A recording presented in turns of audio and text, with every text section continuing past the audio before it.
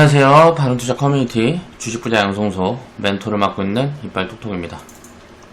자, 오늘은 이제 장기 투자에 대한 이야기를 좀 해볼까 합니다. 이즈미디어 782% 이제 수익 인증을 해주신 회원분이 계셔서 이제 뭐 기업이 수익을 주는데 항상 회사 가치 주가가 올라가는 데는 두 가지가 있어요.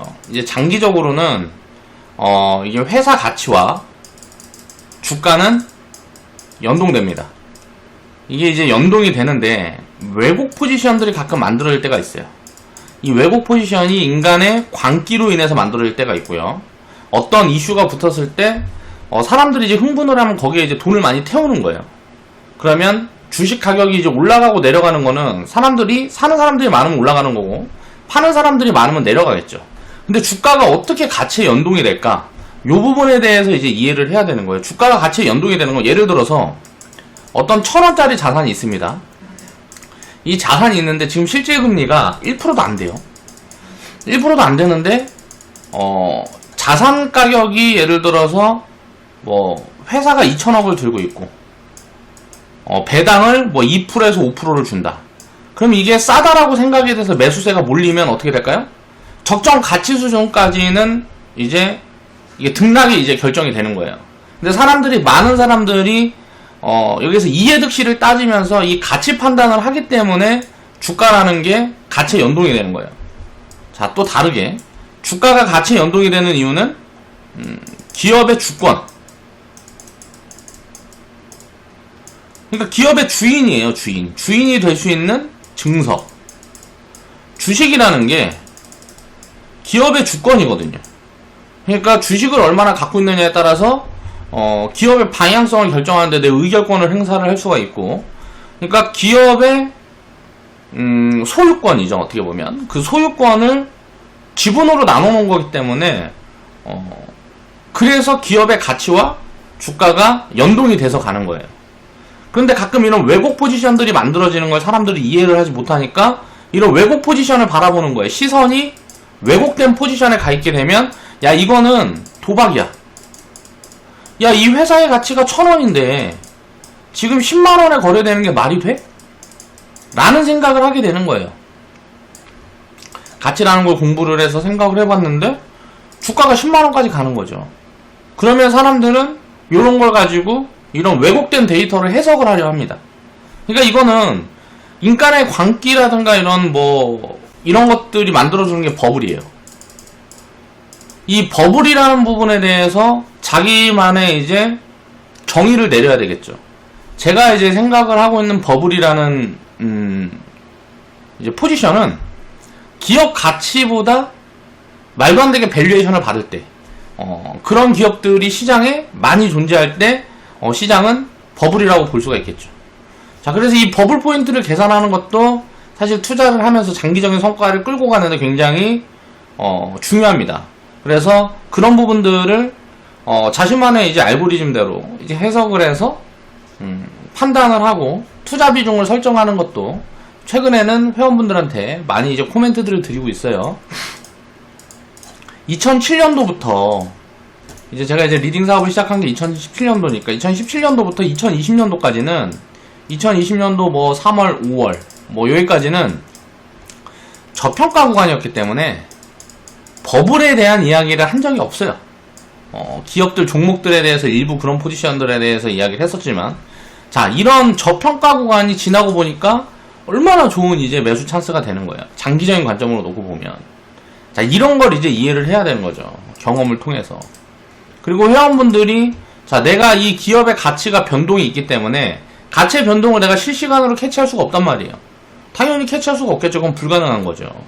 그러니까 그런 부분들을 계속 공부를 하고 나가야 되는데 그런 부분들이 쉽지 않고 이런 수익률에 대한 이해를 해야 된단 말이에요. 그러니까 손실에 대한 이해.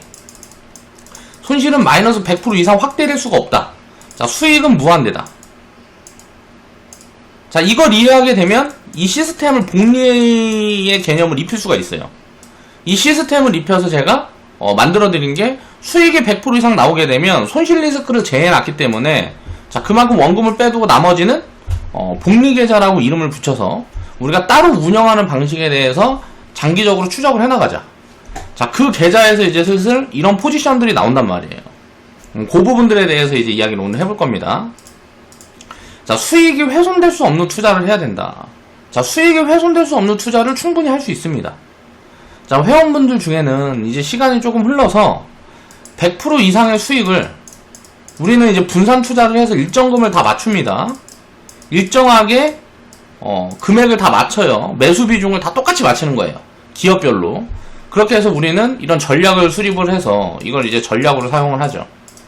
근데 이제 100% 이상의 수익이 그러면 뭐 수백 개 되는 분들이 계신단 말이에요. 그러면 이 회원분이 투자하는 기업에 수백 개의 기업이 망해야 본전이 되는 거예요. 마이너스 100%, 마이너스 30%, 마이너스 50%, 마이너스 70%. 자, 이런 변동성은 내려갔다 올라오는 변동성을 쳐다보는 게 아닙니다. 우리는 이제 망하기 전까지는 보유한다라는 이제 그런 원칙이 있는 거니까. 그러면 수백 개가 마이너스 100%가 나와야 수백 개의 수익을 훼손할 수가 있는 거예요. 그러면 이제 수익이 이렇게 장기적으로 100% 이상의 수익이 쌓이고 쌓이면 어떻게 될까요? 이거는 무한대로 늘어날 거 아니에요. 개수도 무한대로 늘어난단 말이에요. 그러면 상장 폐지 기업들이 수백 개, 나중에 수천 개, 수만 개가 내가 보유한 기업들 중에 나와야 내 수익이 훼손이 되는 건데, 그렇게 되기가 얼마나 힘들겠는지를 생각을 해보란 말이에요. 그러니까 거의 불가능이나 다름없죠. 자, 수익이 나면 이렇게 700%씩의 수익도 나는데 손실은 마이너스 100%밖에 안 된다고. 근데 일정금을 일정하게 금액을 맞춰서 우리가 투자를 하게 되면, 분산을 해서 투자를 하게 되면 어떻게 될까요? 이 한 종목의 수익을 훼손을 시키려고 그러면 7개의 기업이 망해야 돼요. 이 한 개의 기업에서 이만큼의 수익을 줬으면 이거를 까먹으려고 그러면 7개의 기업이 망해야 된다고. 내 투자 포지션에서 20% 이상만 성공을 하면 질 수가 없는 거예요. 그러면 시간이 지나면 지날수록 어떻게 될까요? 자, 이건 지금은 700%지만 나중엔 7000% 수익도 날 거고 70000% 수익도 날 거 아니에요. 시간이 뭐 10년, 20년 이렇게 지나가면 당연히 이런 수익들도 나겠죠. 그럼 어떻게 될까요? 점점점 오래 투자할수록 수익이 훼손되기가 어려운 거예요. 이게 핵심입니다. 주식 투자는 이게 핵심이기 때문에 장기 투자를 하라는 거예요. 수익은 무한대이기 때문에 무한대의 확장성을 가지려면 장기 투자를 해야 되는 거예요. 굉장히 중요한 이야기인데 얼마나 이해하는지는 이제 뭐 본인 몫이니까 한 번씩들 생각해 보시라고 이런 코멘트들 달아드린 거고요. 자, 내용을 좀 보겠습니다. 자, 이즈미디어라는 기업은 제가 이제 처음 추천드리고 뭐하고 할 때 요 관련된 것들 이제 휴대폰 부품의 카테고리가 잡혀 있어요. 2017년도, 18년도 때부터 좀 이제 추천을 많이 드렸었던 것 같은데, 자, 모듈 쪽입니다.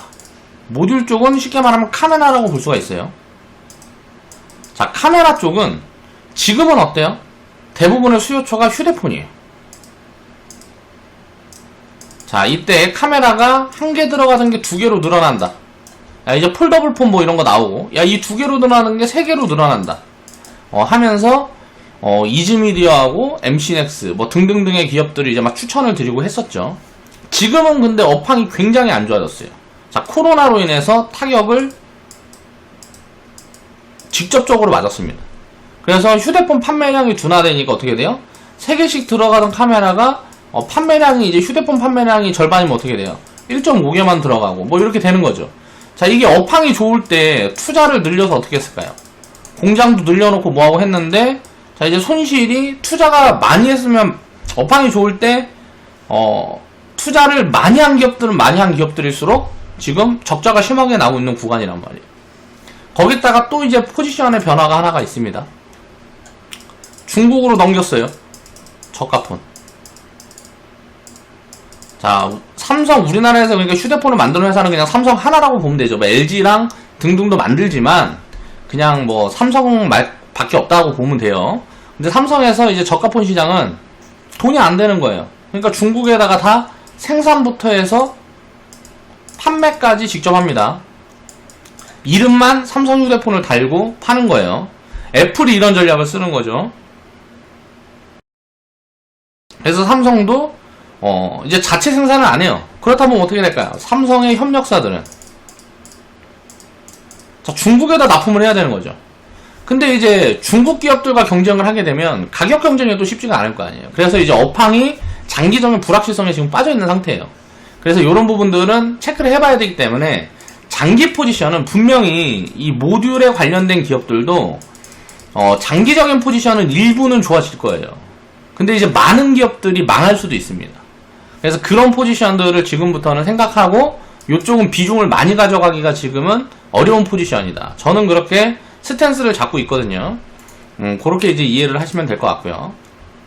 업황이 안 좋은데 무슨 뉴스인지 보지도 않았습니다. 어떤 뉴스로 지금 이제 급등을 만들어 주면서 이즈미디어라는 종목은 코로나 폭락대 구간에서 지금 한 2000% 이상 이제 올라온 포지션들이 만들어졌어요. 그 포지션에 이제 바투님이 이제 가지고 계셨고요. 이제 복리 계좌에 가지고 계셨겠죠. 그래서 2018년도 19년도에는 자, 이때는 이제 매수 추천에 나갔을 때 자, 휴대폰을 만드는데 카메라를 1개에서 2개로 늘리고 2개에서 3개로 늘리고 휴대폰 카메라 대수가 늘어나면 기존에 똑같이 1억대를 팔면 어때요? 이제 수요가 3배가 늘어나는 거죠. 수요가 2배, 3배가 늘어나는 거다. 그래서 이건 업사이드가 단기적인 측면에서도 좋고 여기에 자율주행이라는 테마가 붙을 수 있다. 자동차에도 앞으로는 카메라가 많이 들어갈 거다.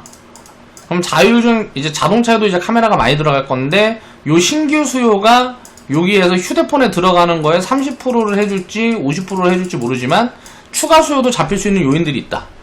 그러니까 지금은 굉장히 매력적이다라는 이야기를 2018년도 19년도 넘어오는 구간에 많이 했던 거예요. 그러다가 이제 코로나가 만들어지고 하면서 뭔가 업황의 변화가 크게 많이 있었어요. 2018년도에는 미중 분쟁, 그리고 2019년에는 이거는 이제 뭐 이쪽 업황이랑은 별로 상관이 없는 거고 요게 이제 코로나까지 이어지면서 굉장히 업황이 지금 안 좋아졌습니다. 그래서 위험한 구간에 있다라고 보면 돼요. 이런 섹터는. 근데 이제 턴어라운드가 코로나가 회복이 되면 휴대폰 수요가 조금 이제 단기적으로 회복이 될 수가 있겠죠. 그러면 단기적으로 실적은 잘 나올 수가 있는데 자동차 쪽에서 신규 수요가 잡히지 않으면 이제 뭐 중단기적으로 한 1년에서 3년 정도는 안 좋을 수 있다라는 거예요. 이쪽 업황이. 그래서 이런 것들을 좀 체크해야 될 부분들이 있다 라고 이쪽 섹터는 이제 생각을 하시면 되고요. 그래서 모듈 섹터는 제가 2018년도 19년에는 좋은 이야기를 많이 했지만 지금부터는 좀 경계를 하고 봐야 되는 섹터군이라 비중을 좀 많이 가져가기가 어려운 섹터군이다 라고 생각을 하시면 될 것 같고요. 자, 이 이즈미디어의 뚜껑을 까보면 이즈미디어라는 기업의 뚜껑을 까보면 요렇게 생겼어요. 자, 2017년도 18년도에 저는 이제 19년도 20년도에 업사이드가 나올 거다라고 생각을 하고 이제 뭐 요런 구간에 추천을 드렸던 거고요. 자, 여기에서 빨간 네모칸 구간에 요런 걸 보고 이제 추천을 드린 거예요. 그리고 이제 수익 구간이 나왔죠. 100% 이상의 수익 구간이 나와서 덜어놨어요.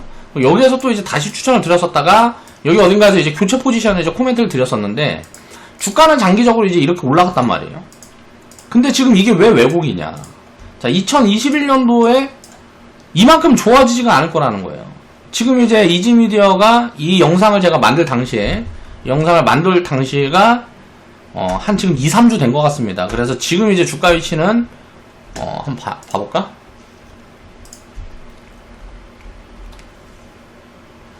비슷하네요. 이제 뭐 38,000원 뭐 그 구간에 있으니까. 여기 써놨구나. 2021년 6월 1일 구간에 39,000원이었단 말이에요.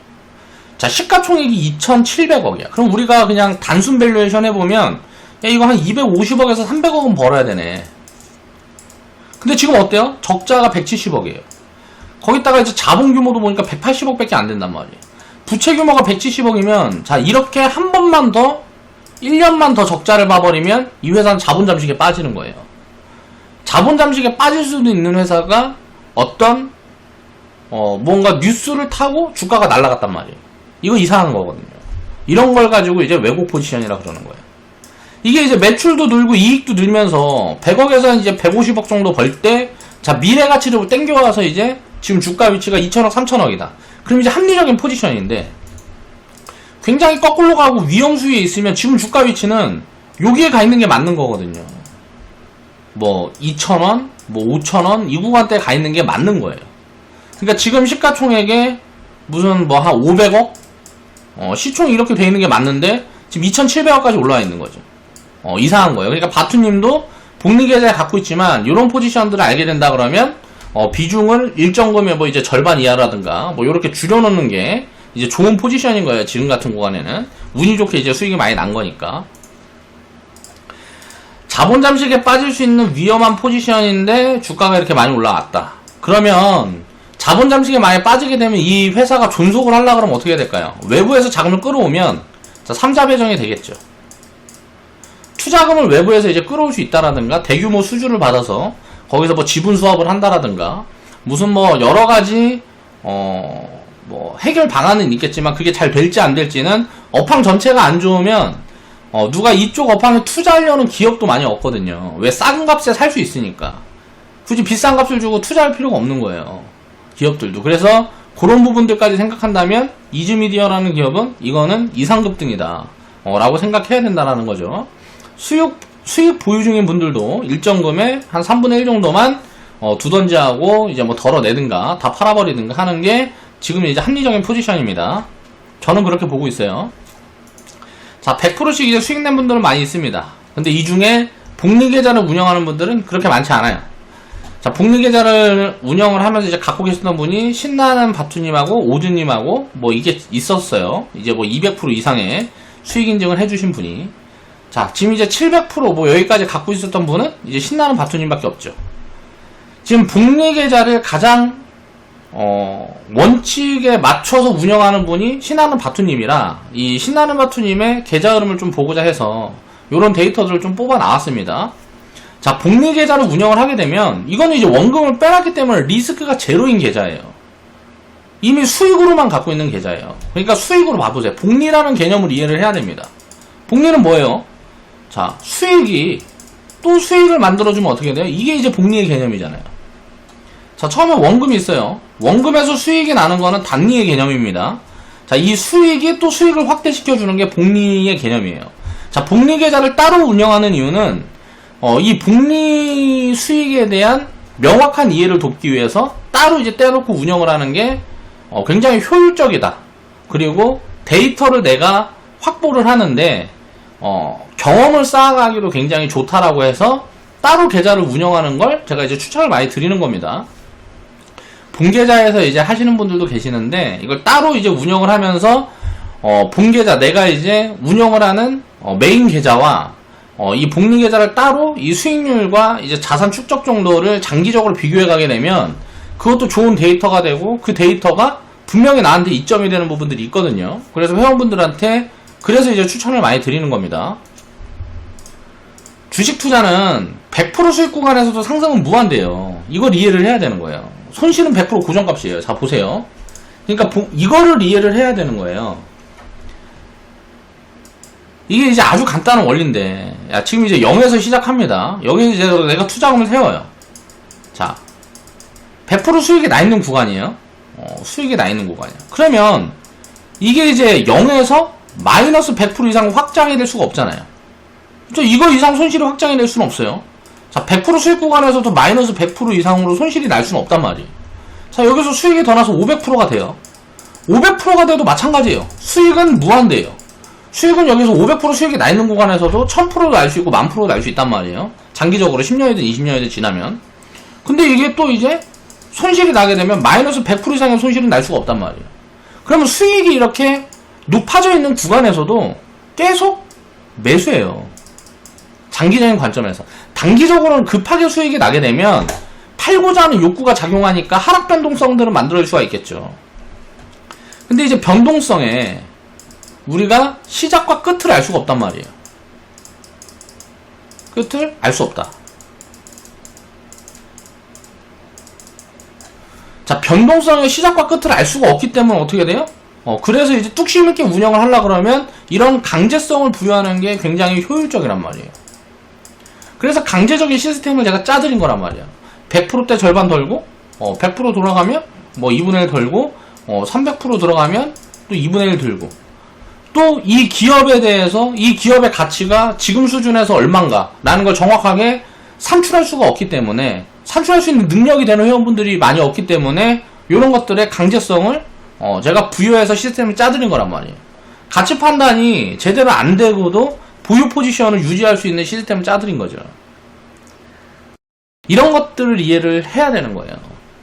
그래서 이런 수익들을 제가 확장적으로 경험을 해나가다 보면 노동력이 투입이 안 되니까 수익을 깔고 가는 연습들을 계속 해야 된단 말이에요.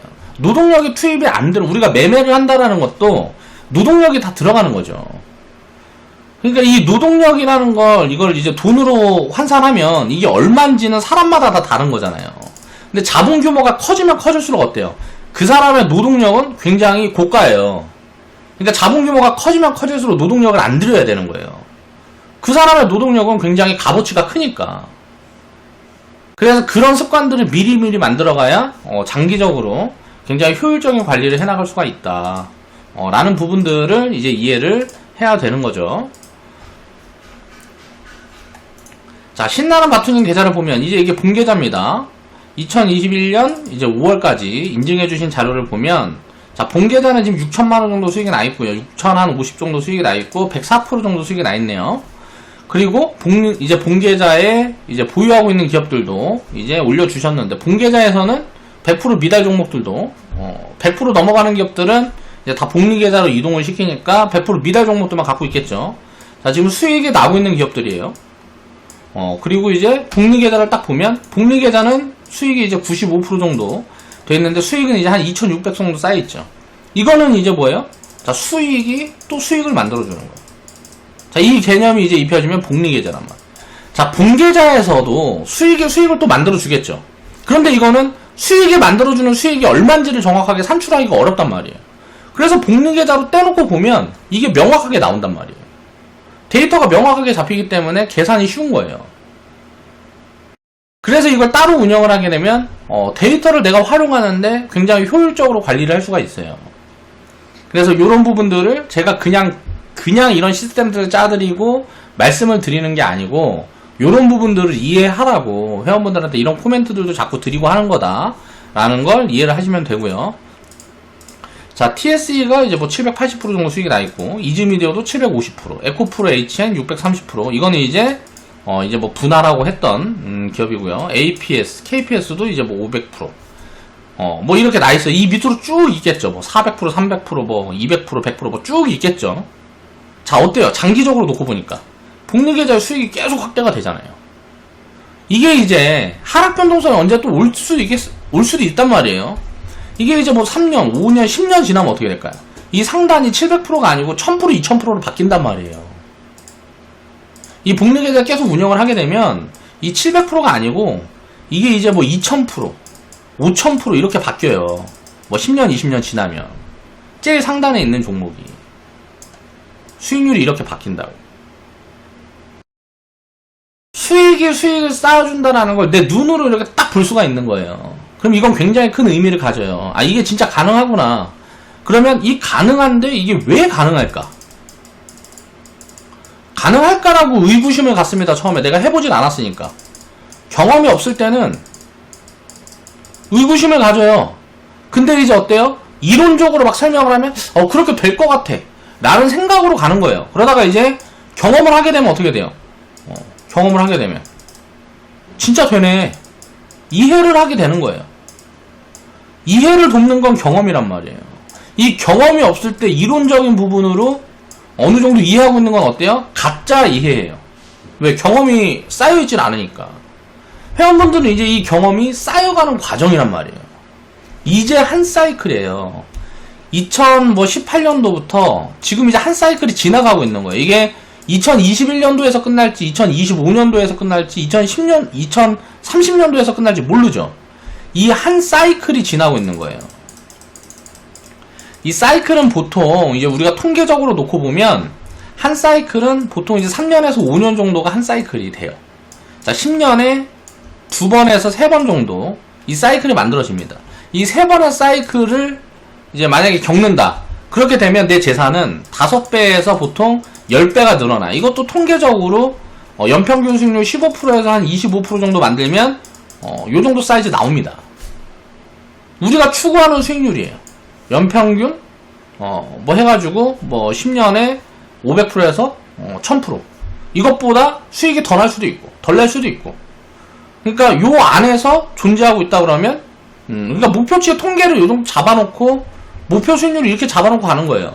근데 단기적으로 매년 이렇게 수익이 나는 게 아니란 말이에요. 10년 평균 했을 때 나는 거예요. 최소 한 사이클, 3년, 5년 평균 했을 때 나는 거란 말이에요. 이 5년 중에 3년은 손실일 수도 있는 거예요. 지수는 이렇게 변동을 주면서 상승을 하게 되니까, 경제는 이렇게 변동성을 가지면서 상승을 하게 되니까, 사람들이 광기에 물들어 있을 때는 벌을 한번 줍니다, 하늘에서. 그리고 사람들이 아이고 죽겠다, 나 죽겠다, 나 죽겠다 할 때는 다시 살려줘요. 그리고 또 이제 욕심에 물들어 있을 때 또 벌을 한번 주고, 이걸 계속 반복하면서 가기 때문에 심리적인 부분들을 컨트롤을 하지 못해갖고 장기 투자를 못한단 말이에요. 이거를 컨트롤하기 위해서는 무조건 시스템적으로 정리가 돼 있어야 되고, 강제성이 부여가 돼 있어야 돼요, 투자에. 그 부분에 대한 것들을 꼭 이제 생각을 하면서 우리가 투자를 하자 하는 걸 이제 오늘 좀 정리를 해드리고 싶었어요. 자, 이즈미디어라는 기업, 그리고 오늘 이제 모듈 섹터에 대해서 이제 코멘트들을 좀 정리를 해드렸는데, 아주 장기적인 관점에서 놓고 보면 이건 이제 자율주행 쪽에서 파이가 얼마나 나오는지, 지금 이제 현재에서 단기적으로 보면 모바일 수요가 대부분이란 말이에요. 자, 이 자율주행, 그러니까 자동차 쪽이라든가 요런 쪽에 카메라가 들어가는 부분들, 또 CCTV라든가 요런 데들도 들어가겠죠. 자, 요런 데서 이제 신규 수요가 모바일 수요를 넘어설 수 있느냐, 이게 장기적으로 성장을 해나갈 수 있느냐의 포인트가 될 거예요. 그리고 그렇게 된다 그러면 그 시점이 언제쯤 오느냐, 이거는 장기적으로 5년, 10년을 추적해봐야 되겠죠. 자, 이게 이제 추적을 해나가야 될 포인트고, 단기적으로 1년, 3년에는 이제 얼마나 전체 수요가 줄어드느냐. 자, 이제 중국으로 넘어갔단 말이에요. 우리나라에서 생산하던 이제 대부분의 캐파, 이제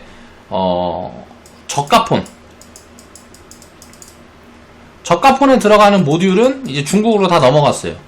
그럼 이제 이게 중국으로 넘어가게 되면 여기에서 오는 노이즈 요인이 어느 정도 규모일 거냐, 요걸 이제 단기적으로 한 1년에서 3년은 추적을 해나가고 가야 돼요. 이건 이제 실적을 봐야 되겠죠. 실적과 숫자를 추적해 나가면서 요런 포지션에서, 이런 안 좋은 포지션에서 요렇게 턴어라운드가 잡히는 포지션들이 나오게 되면 그때부터 이제 본격적으로 비중을 늘려갈 포인트가 나올 거란 말이에요. 그런 부분들을 생각을 하면서 지금부터는 모듈이라든가 휴대폰 부품 쪽에서 이 모듈 쪽에 관련되어 있는 기업들은 만약에 테마가 붙거나 모바일 수요가 조금 회복되는 기미가 보이면 장기적인 관점에서 비중을 좀 축소를 해놓는 게 합리적이지 않나, 저는 이제 개인적으로 그렇게 보고 있습니다. 자, 이즈미디어라는 기업도 이제 지금 보면 지금 망할 수 있는 위기에 놓여져 있는 거예요. 회사 상황은 지금 망할 수도 있는 가능성이 잡히고 있는 구간이에요. 그럼 이게 이 기업이 회생해서 다시 이제 잘 해나갈 수 있는지, 또 아니면 진짜 이렇게 뭐 이제 큰 시세를 한번 주고, 이제 상장을 한 지도 얼마 안 됐는데 큰 시세를 한번 주고 망해서 없어질 회사가 될지, 요런 것들도 이제 체크를 하면서 이제 봐야 되겠죠. 자, 오늘 방송 마무리하겠습니다.